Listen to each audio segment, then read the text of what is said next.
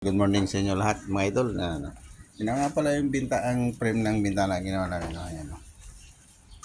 Ginamit ko dyan idol, black screw na para madaling kalasin kapag nagpalit ng screen.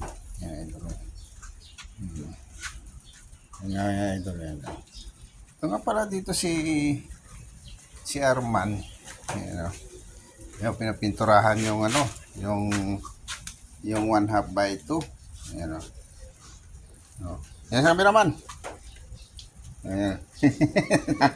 Ayan si Arman. Ayan. Patutuyin pa namin yung 1/2 by 2 para may kabit ko na rito sa frame ganyan idol.